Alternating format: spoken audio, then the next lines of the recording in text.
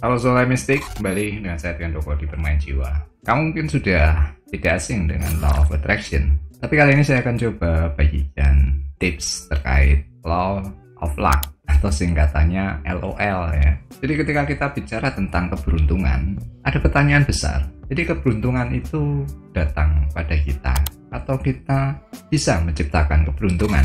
Dan yang menarik ketika saya membaca profil-profil orang yang katakanlah besar atau sukses, selalu di awal mereka mengatakan bahwa mereka tidak pernah berpikir bahwa mereka akan ada atau dikenal sebagai orang yang berhasil.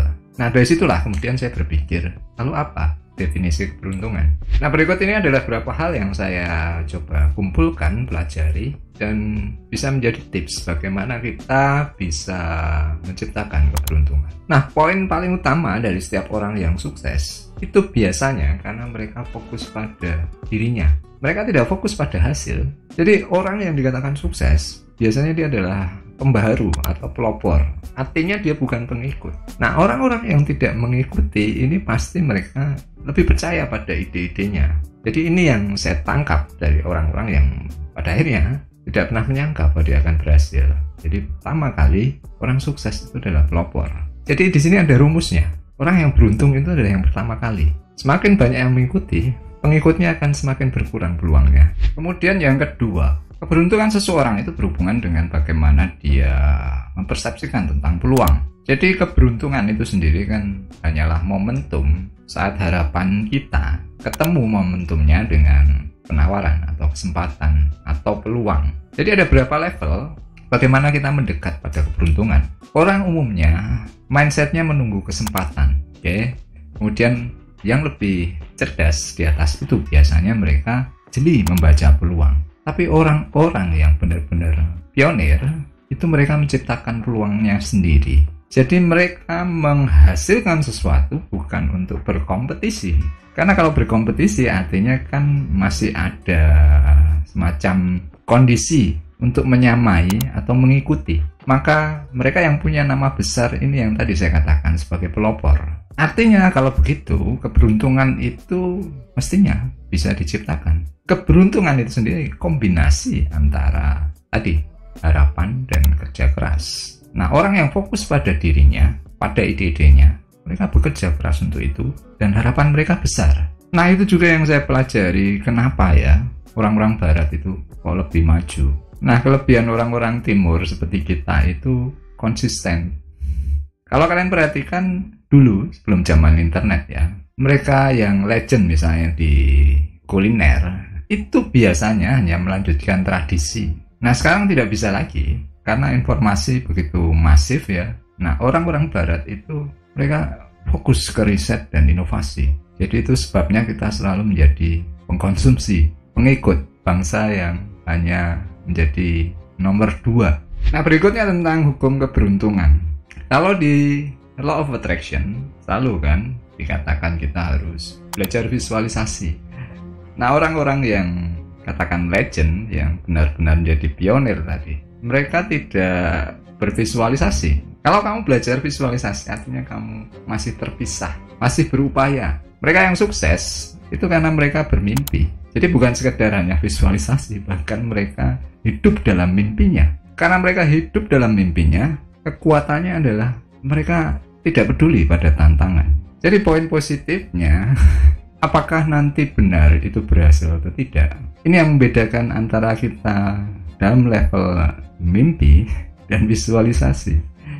Ketika kita benar-benar bermimpi tentang kesuksesan kita, tidak ada lagi masalah tantangan, hambatan kepercayaan diri. Otomatis dia selalu termotivasi. Itu sebabnya mereka lebih mendekat pada keberuntungan.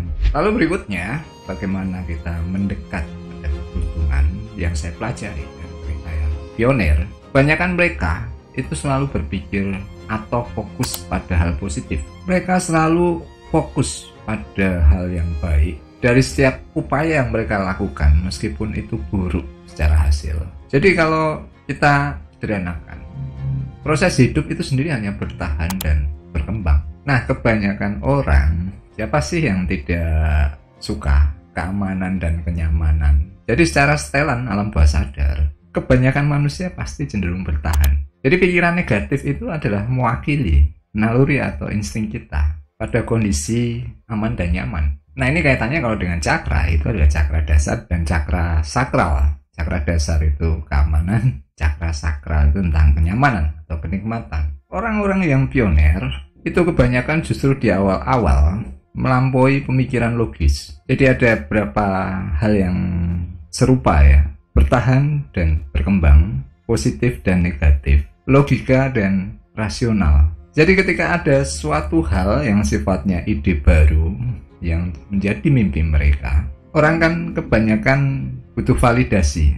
Jadi fungsi logika kita itu memvalidasi satu kebenaran. Jadi perbedaan antara logika dan rasional sebetulnya di level logika, segala sesuatu itu butuh alasan yang bisa divalidasi. Artinya ini adalah pemikiran linear atau yang sudah berjalan. Jadi konteks tentang logika itu lebih matematis dan sifatnya doktrinal. Maka ada banyak yang mengkritisi sains karena sains kemudian jadi agama hanya karena mereka menuhankan logikanya. Pemikiran rasional ini yang tadi saya katakan lebih bersifat fokus pada hal positif dan ada kaitannya tentang naluri manusia untuk berkembang. Pemikiran rasional itu belum tentu bisa divalidasi secara fakta ya. Jadi rasional masuk akal ini lebih bersifat filosofis ya. Orang-orang yang mendapatkan keberuntungan, mereka fokus pada hal positif karena mereka selalu mengevaluasi, mempertanyakan akan satu hal yang menurut mereka buruk atau mereka percaya ada yang lebih dari itu. Jadi contoh kasus seperti penemu pesawat terbang Wright bersaudara, Wilbur dan Oliver, sewaktu mereka punya ide itu, di zaman itu bisa dikatakan tidak logis. Meskipun dengan cara-cara mereka ada batasan yang masuk akal. Dan tanpa ide atau mimpi mereka yang melampaui logika, kita mungkin sekarang tidak bisa menemukan pesawat terbang. Jadi keberuntungan terkait dengan selalu mengevaluasi, melihat sisi positif, dan bagaimana tetap sehat berlogika. Karena buat mereka yang punya ide atau mimpi-mimpi tadi, mereka percaya bahwa segala sesuatu nantinya itu pasti bisa dijelaskan atau ada alasannya. Kemudian keberuntungan dan intuisi itu sangat berkaitan. Kalau kita amati cerita-cerita mereka yang katakan sukses, kebanyakan itu kan mereka pasti hanya sekedar ingin melakukan tanpa tahu jelasnya seperti apa ya, hanya mencoba-coba saja. Dan karena percobaan ini tadi akhirnya ketemu satu hal yang tadinya mungkin mereka tidak perkirakan. Jadi intuisi itu adalah rasa pengen tahu yang mendorong seseorang itu melakukan sesuatu. Jadi ini pasti tidak bisa dijelaskan secara logika, tapi akhirnya nanti itu membuka jalan pada langkah yang tadinya mungkin mereka tidak pernah pikirkan sebelumnya. Jadi sebetulnya itu yang kita proses kalau kita lakukan meditasi mistik ya. Karena magic itu kan ilmu yang belum bisa dijelaskan. Nah, mistik itu kan ilmu tanpa penjelasan ya, seperti intuisi itu tadi. Dulu saya tidak pernah tahu kalau lamunan saya, halu saya itu bisa membantu saya belajar apapun. Hanya gara-gara ketemu teman yang belajar lama kemana-mana, kok diskusinya nyambung padahal saya tidak pernah belajar ya.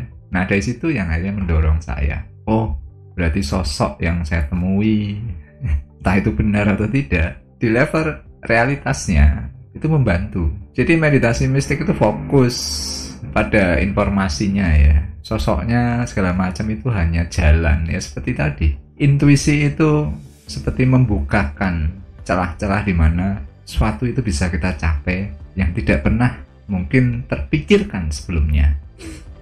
Kemudian yang terkait hukum keberuntungan itu berhubungan dengan keikhlasan ya. Jadi ikhlas atau kita bermurah hati itu ketika kita melakukan segala sesuatu melampaui ya, sebab akibat atau melampaui ekspektasi hasilnya seperti apa.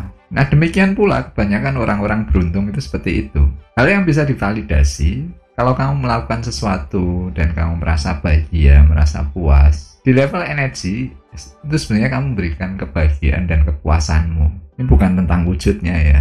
Dan segala sesuatu kan sebab akibat. Akhirnya ini tadi yang membuka pintu baru pada hal yang dikatakan momentum yang mendatangkan keberuntungan. Kemudian yang terakhir, nah ini adalah seni tentang kondisi bersyukur.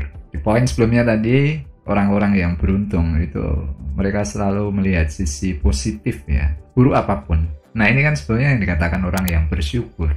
Jadi orang yang bersyukur itu yang selalu merasa beruntung. Jadi ini kan seperti memprogram alam bawah sadarnya. Karena itu dia selalu punya harapan, selalu optimis, selalu bergerak. Karena dia selalu bergerak, dia menciptakan peluang. Nah pada satu waktu tinggal momentumnya saja, keberuntungan itu jadi miliknya. Oke, sekian dulu apa yang bisa saya bagikan. Kalau kalian suka silahkan berikan like, berikan komentar. Kita akan ketemu di video yang lain. Terima kasih sudah menyimak. Selamat bermeditasi, selamat bermain jiwa.